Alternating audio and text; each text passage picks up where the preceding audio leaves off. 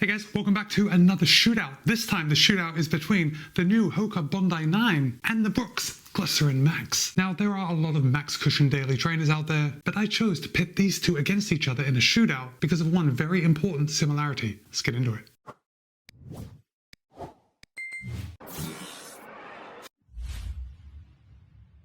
Alright, welcome back. Let's get started with those disclosures. My friends, both the Bondi 9 and the GLYCERIN Max were sent to me for the purpose of review. However, no one has told me what to say, no one has any editorial privileges, and all the thoughts and opinions are my own. With that said, you're going to be able to pick up a pair of the HOKA Bondi 9 for $170 and the Brooks GLYCERIN Max for $200. But I want you to look past that price difference for just a second. I know on the surface, the Brooks GLYCERIN Max being $30 more expensive than the Bondi 9 makes it kind of a no-brainer, but it's really not. So let me get started by saying that if you are already a Brooks fan, or if you are already a HOKA fan, then your mind has probably already been made up. And I do just want to remind you that in my best shoes of 2024 video, the GLYCERIN Max did make that list. But it wasn't until now, with the release of the Bondi 9, that I thought there was a good competitor to this max cushion daily trainer segment. I mean, there are a lot of max cushion daily trainers out there, but as I said, these have something just a little extra. So let's compare them on specs, and we'll get started with the Brooks GLYCERIN Max, which has 45 in the heel, 39 in the forefoot for a 6mm drop. Now, Brooks claims that in a US men's size 9, the GLYCERIN Max will tip the scale at 10.5 ounces, or 298 grams. However, in my size, a US men's size 13, the GLYCERIN Max tips the scale at 13.4 ounces, or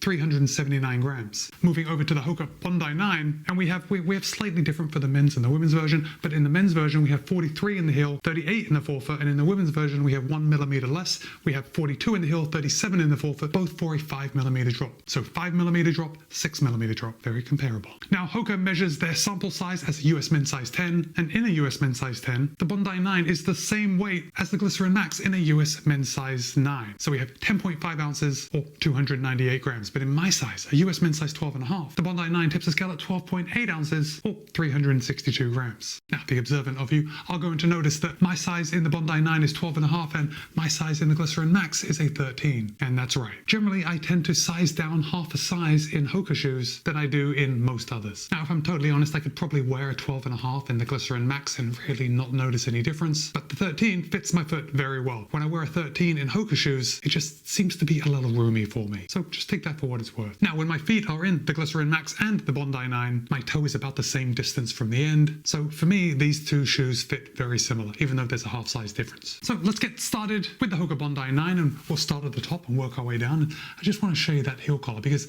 yeah, there's a lot of padding around that heel collar, but it's actually not that much, especially considering this is a daily trainer. Now, if I also hold up the Brooks GLYCERIN Max, guys, there is a big difference between these two. The Brooks GLYCERIN Max has a lot more padding around the heel collar than the Bondi 9. In fact, the GLYCERIN Max is just extremely plush, with a big bolster of padding just all the way around. It certainly looks very comfortable. Well, it is very comfortable. But that doesn't take anything away from the Bondi 9 because it is equally as comfortable. And when your foot is in both of these shoes, they feel very similar as far as the comfort around your ankle goes. Both the GLYCERIN Max and the Bondi 9 have very rigid heel counters. I didn't experience any heel slip in either of these shoes. And both the GLYCERIN Max and the Bondi 9 have these extended heel pulls. So that is just going to give you a little bit of something to grab onto when you need to slip that heel down into your shoe. Look, it's exactly the same over here on the Bondi 9. There's just a good grip on the back. Having a heel pull isn't absolutely necessary. Now, the story as far as padding goes continues with the tongue of the Bondi 9. I think the tongue on the Bondi 9 is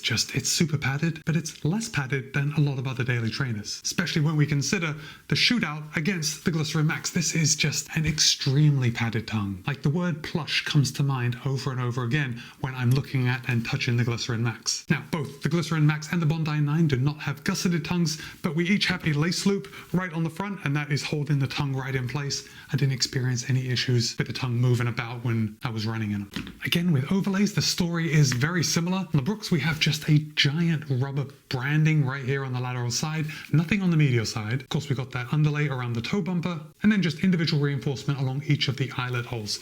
Over on the HOKA, it's a similar story, except the branding isn't quite as big, but we got the HOKA on the lateral side, branding on the medial side. Again, the overlays around the toe bumper just to keep that upper off your foot, and then a little bit more substantial overlays coming along the eyelet chain. On both the Bondi 9 and the GLYCERIN Max, we have that extra hole in case you wanted to do the lace lock method, and the upper on the Bondi 9 and on the GLYCERIN Max is the same. It's an engineered mesh, except they're not really the same. And I know at this point I sound like a broken record, but the upper on the GLYCERIN Max is quite substantially heavier than that of the Bondi 9. Now, if you live in a cold climate, you're really going to appreciate the upper on this Glycerin Max. But if your feet tend to get a bit toasty or you live in a warm climate, the Bondi 9 is going to be a lot lighter. Now look, in all honesty, I didn't find the upper of the Glycerin Max to be like overly warm, but it's only when I'm comparing the two that the Glycerin Max does seem quite a bit thicker. Now, at this point, well, I'm sure before this point, but at this point, I'm going to address the question that you're probably wondering, and that is, why didn't I compare the Brooks Glycerin 22 to the Bondi 9? Because we're getting down to the midsole, and the midsole is the real similarity between these two shoes, and the Brooks Glycerin 22 has the same midsole as the Glycerin Max. And the ultimate reason is stack height, because the Glycerin 22 only has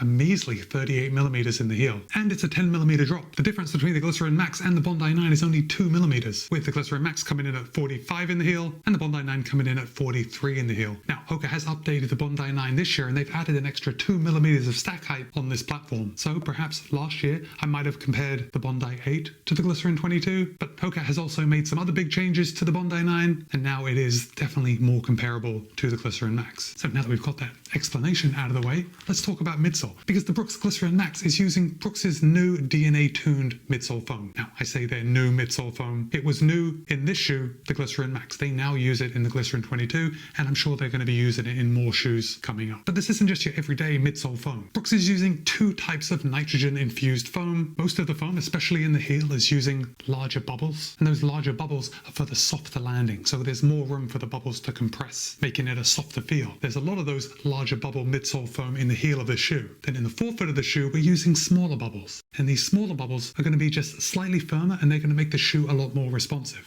Now, if we come down to the bottom of the Glycerin Max, you can see the colors of the midsole foam. We have yellow up here on the forefoot and just the regular white here on the heel. And you guessed it, the yellow is the smaller bubbled foam. So when you're just cruising slowly, you're probably landing on your heel, maybe midfoot, and you're going to be getting a nice soft plush ride. Then when you start to pick up the pace, when you start landing just a little further forward and toeing off, you're going to be utilizing the smaller bubbles in the foam, and it's going to give you a lot more energetic push off. Look, it actually sounds pretty funny when I tell you about it, but it really works. And that is the reason that I chose this as one daily trainer of 2024. Now, enter the HOKA Bondi 9. And last year on the Bondi 8, HOKA was using their compression molded EVA, which is just, a regular EVA, like nothing exciting, nothing to write home about. But this year in the Bondi 9, HOKA included their supercritical EVA. Now that's the same EVA foam that they use in the Mark 6. And the Mark 6 is kind of like a non-plated up-tempo trainer. I mean, it feels really peppy underfoot. So in the Bondi 9, we've just got more of that foam, and it's a really fantastic update. So for me, that's the main reason why I wanted to compare the Bondi 9 with the Glycerin Max. Because the Glycerin Max has included their DNA tuned, it's made it a lot peppier than your average Max Cushion daily trainer. And now HOKA has responded in kind with their supercritical EVA in the Bondi 9, and it also gives a very peppy ride. Let's just take a brief look at the bottom of the shoes as far as rubber goes. HOKA is using their Durabrasion outsole rubber. Brooks is using their outsole rubber. Don't even know if they have a name for it. And you can see obviously different rubber patterns on the bottom, but when I look at the rubber like in profile from the side, it does look like the Brooks Glycerin Max has about double the rubber of the Bondi 9. And if I look at wear on both of these shoes, yeah, on the Bondi 9, I am seeing some wear on the outsole rubber of my heel, but on my lateral heel of the Glycerin Max, I'm only seeing like a little grazing. So based on my very individual wear test, I'm going to say that the Glycerin Max is actually going to last substantially longer as far as outsole rubber goes than the Bondi 9. Now remember, you are paying $30 more for the Glycerin Max than you are for the Bondi 9. So I think that's somewhat of a saving grace for the Glycerin Max, because in all likelihood, you'll probably have it longer. But as far as performance goes, I think these two are very similar. But while I'm holding them up like this, I want you to look at the sole flare on the forefoot of both of these shoes. And I'm kind of moving them back and forth so you can see, but my point is there is not a lot of sole flare. Now, these are both riding on a fairly wide platform, and they are both very stable. They're both neutral shoes, but because of this wide platform, they're going to have a lot of inherent stability built in. But because we don't have a lot of sole flare, at least in the forefoot area, both the shoes are going to feel, I say, surprisingly nimble. Of course, if you're used to running in like a lightweight up-tempo or race day day shoe. You know, it's not going to be nimble like that, but we're talking nimble for a max cushion daily trainer. And actually one of the reasons that I chose the GLYCERIN Max as my favorite max cushion daily trainer of the year was that even though it weighs 379 grams in my size, it still feels surprisingly nimble. And of course, the same is true for the Bondi 9. And now that I have both of these shoes in my hand, I can say that the GLYCERIN Max is a more substantial shoe. Like, there just seems to be more of it, which makes sense with the more padding around the heel collar, the thicker tongue, like double the rubber on the outside. So maybe that can account for the $30 increase in price over the Bondi 9. I don't know. You're going to have to make that decision on price. But as far as ride goes, both of these shoes are comfortable. I want to call them plush, but they're not plush in the way that they're too soft. I think I associate plush with soft, and plush also makes me think of too soft. Neither of these shoes are too soft to run in. They both really hit that sweet spot of firmness and softness. Do you know what I mean? And then of course, finally, we have to talk about aesthetics. Which one do you think looks better? Look, my money's on the Brooks GLYCERIN Max. I just think that looks really sharp. The Bondi 9, on the other hand, just looks like any other HOKA, really. But it's any other HOKA with a supercritical EVA foam that is 100 times better than the previous version. And if you like this HOKA aesthetic, then yeah, this shoe is one to get. But now I want to hear from you. Are you a fan of max cushion daily trainers? Have you run in either the Brooks GLYCERIN Max or the HOKA Bondi 9? Drop a comment and let me know. But for now, it's Matt B. This has been my shootout between the Brooks GLYCERIN Max and the HOKA Bondi 9. Be kind, be happy, run well. See you in a couple of days.